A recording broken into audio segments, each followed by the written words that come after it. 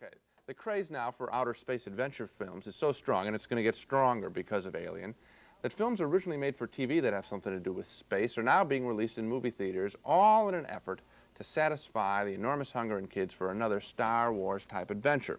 Recently, we reviewed Buck Rogers in the 25th Century, which was originally made for TV. Now comes Battlestar Galactica, which, and this is even more outrageous, it already has been on TV in a slightly altered form.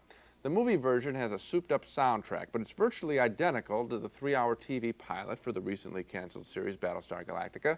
Lauren Green and a bunch of leaders of Earthling types from outer space, they debate on whether they should make friends in peace with some of their old adversaries, the evil Cylons.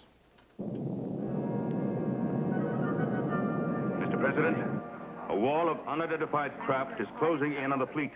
Possibly a Cylon welcoming committee. Sir, may I suggest we launch a welcoming committee of our own? My friend, we are on a peace mission.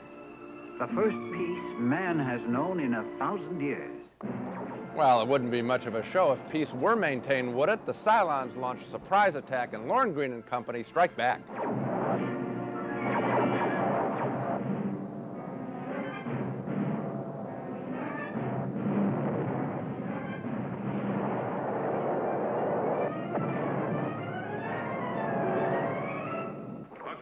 Now, launch fighters.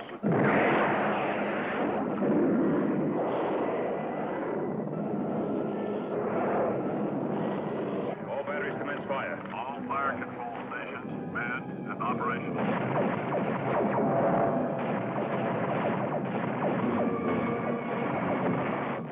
That's really dead. You know, all the explosions look a lot alike there. Originally made for TV, Battlestar Galactica really looks cheap when it's blown up 50 or 100 times its original TV screen size. The same thing applies here as with The Promise.